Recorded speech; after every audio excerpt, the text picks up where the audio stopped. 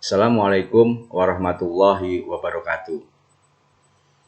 Pada kesempatan kali ini, kami dari kelompok 1 akan mempresentasikan mengenai strategi internasional. Agenda yang akan kami sampaikan pada kesempatan kali ini adalah pengertian strategi internasional, tujuan dan manfaat strategi internasional.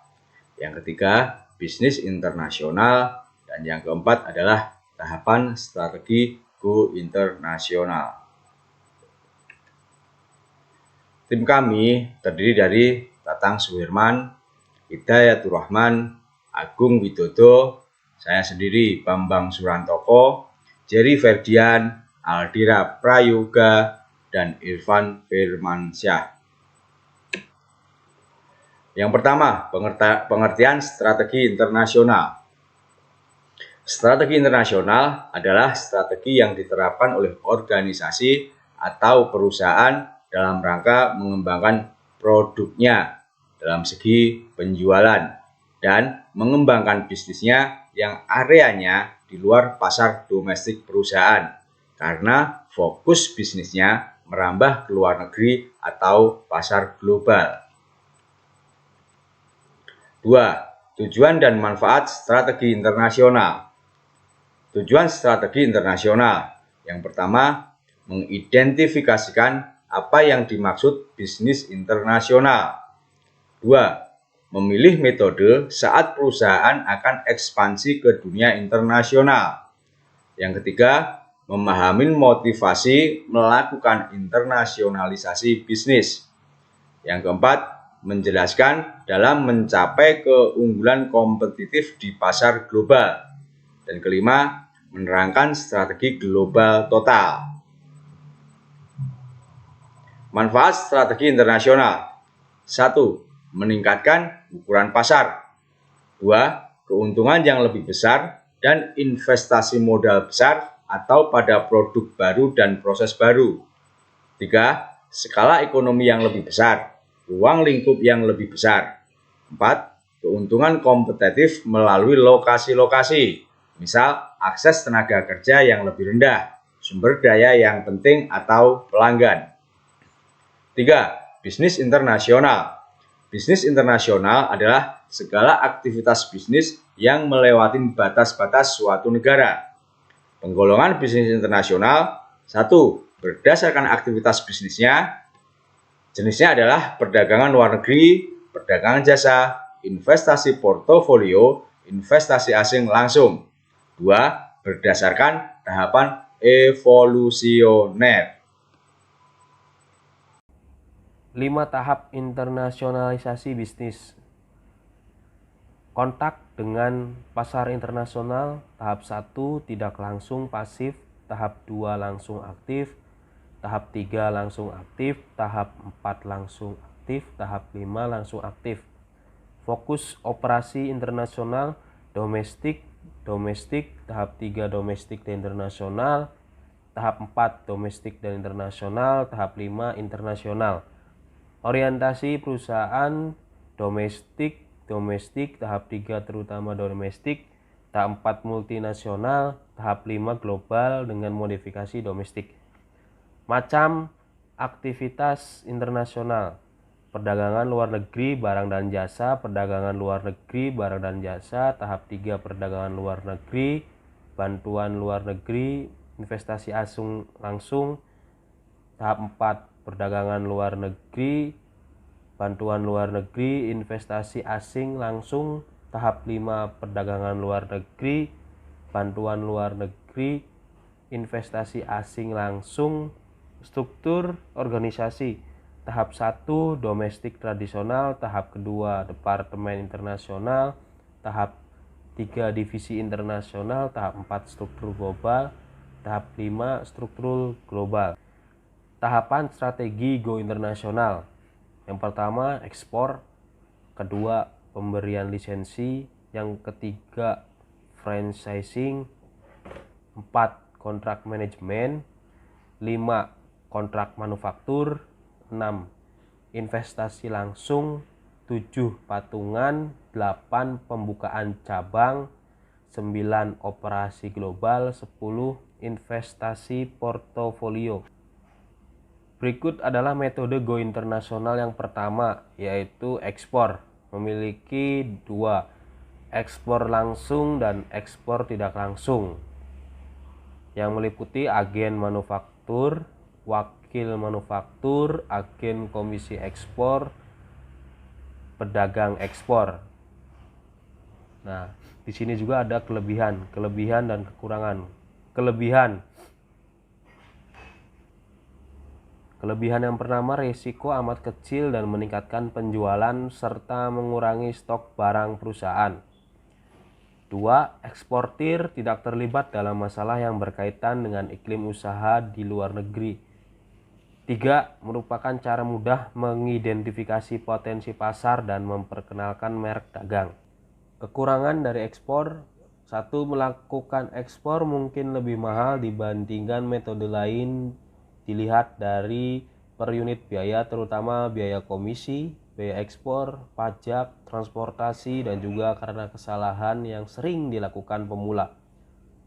2, kurang dapat digunakan sebagai alat penetrasi pasar yang optimal karena pengepakan dan promosi kurang digarap dengan benar. 3, tambahan pangsa pasar akan hilang bila pesaing lokal mencoba produk atau jasa yang ditawarkan eksportir. Lanjut ke metode yang kedua, yaitu lisensi. Lisensi adalah suatu perusahaan pemberi lisensi menghibahkan beberapa hak intangible rights kepada perusahaan asing meliputi hak paten, program, merek, hak cipta, dan keahlian. Nah, berikut kelebihan dan kekurangan. Kelebihannya: 1, pemberi lisensi menerima tambahan keuntungan dibanding hanya pada suatu proses atau metode di dalam negeri. 2, dapat memperluas siklus hidup perusahaan. 3, perusahaan pemberi lisensi suku cadang di luar sering mengalami peningkatan penjualan atas penggantian negeri. Bagi perusahaan penerima lisensi akan mendapatkan hak memproses dan teknologi yang pada gilirannya mengurangi biaya riset dan pengembangan.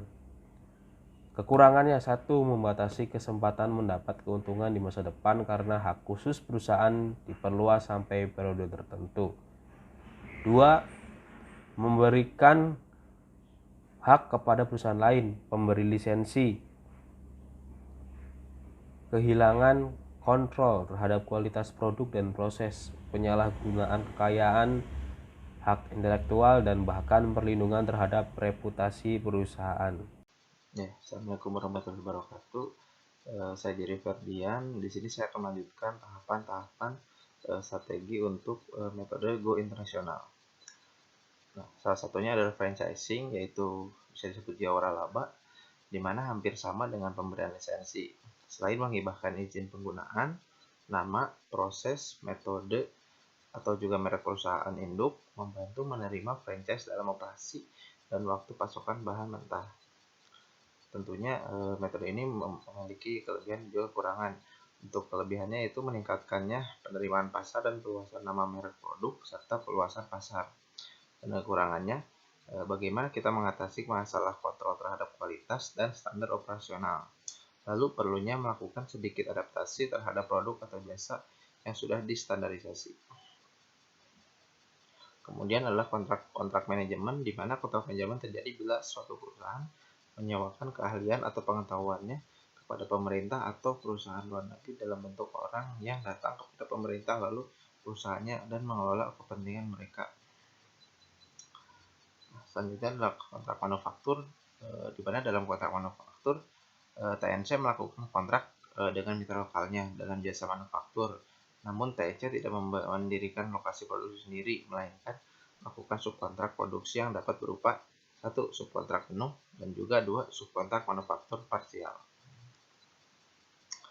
Dan yang selanjutnya adalah investasi langsung, di mana terdiri dari patungan dan juga mendirikan cabang yang dimiliki penuh. Untuk alasan investasi langsung ini, ya saya itu memperoleh akses terhadap pasar yang lebih besar, mengambil keuntungan atas perbedaan biaya di pasar luar negeri, dan juga sebagai strategi bertahan untuk menghadapi gerakan persaingan utamanya atau untuk mengikuti market leader yang memasuki pasar baru. Kemudian metode go internasional yang berikutnya adalah adanya patungan. Patungan atau joint venture kerjasama bisnis di mana satu atau lebih perusahaan bergabung bersama untuk mendirikan beberapa jenis operasi dan dapat dilakukan antara dua TNC, suatu TNC dengan pemerintah atau suatu TNC dengan pelaku bisnis lokal. Bila lebih dari dua pihak sama dengan konsorsium. Kemudian ada kelebihan maupun kekurangan. Kelebihannya yang pertama tuh dengan patungan TNC dapat meningkatkan pertumbuhan dan akses ke pasar baru sekaligus menghindari tarif dan pajak yang berlebihan. Yang kedua dapat menetralisasi persaingan yang ada dan potensial sekaligus melindungi perusahaan dari risiko dinasionalisasi karena pemerintah lokal berkepentingan terhadap suksesnya operasi perusahaan. Kemudian lebih mudah memperoleh modal di pasar lokal. Yang terakhir, pemerintah lokal memberikan keringanan pajak sebagai intensif bagi perusahaan asing melakukan patungan dengan perusahaan lokal. Dan untuk kekurangannya, yang pertama bagi TNC, patungan berarti membatasi pengembalian keuntungan ke kantor pusatnya. Bila operasi usaha berhasil, seringkali mengundang nasionalisasi oleh pemerintah negara tuan rumah, menimbulkan masalah kontrol dan pengambilan keputusan. Dan cabang yang dimiliki penuh, dengan mendirikan cabang di luar negeri yang dimiliki penuh, perusahaan dapat menjaga kontrol menyeluruh terhadap pemasaran, penentuan harga, keputusan produksi, dan mempertahankan kelebihan teknologi. Perusahaan berhak memperoleh 100% laba yang dihasilkan oleh cabangnya di luar negeri. Dalam mendirikan cabang, perusahaan dapat memilih mengakuisisi perusahaan yang telah berjalan atau mendirikan pabrik sendiri. Kemudian, operasi global. Bila dunia semakin berkembang menjadi pasar global di mana produk menjadi standar di semua biaya, maka perusahaan dapat memproduksi dan menjual produksi yang diandalkan dengan biaya yang murah di seluruh dunia. Contohnya, Levi Strauss, Pepsi, dan Coca-Cola. Kemudian, investasi portofolio. Investasi dalam bentuk surat-surat berharga yang dapat diperjualbelikan di pasar internasional. Contohnya, uang, obligasi, surat dagang, sertifikat deposito, dan saham.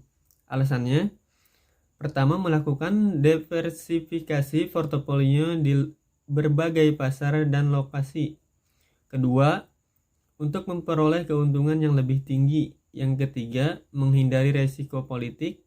Yang keempat, berspekulasi di pasar valuta asing.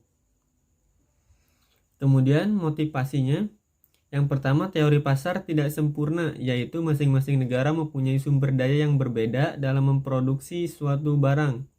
Yang kedua, teori keunggulan komparatif, yaitu negara atau perusahaan dianjurkan untuk melakukan spesialisasi produksi dan ekspor pada produk yang mempunyai keunggulan komparatif dan mengimpor produk yang tidak mempunyai keunggulan komparatif.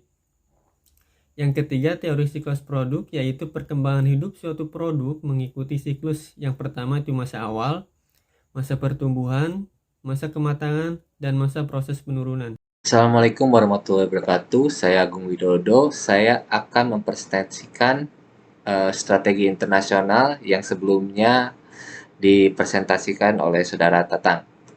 Memperoleh keunggulan kompetitif di pasar global, mengurangi biaya versus adaptasi pada pasar lokal. 3 strategi internasional yang digunakan. Yang pertama, strategi global menekankan pada skala ekonomi dengan produk dan jasa yang terstandarisasi pada operasi di beberapa lokasi.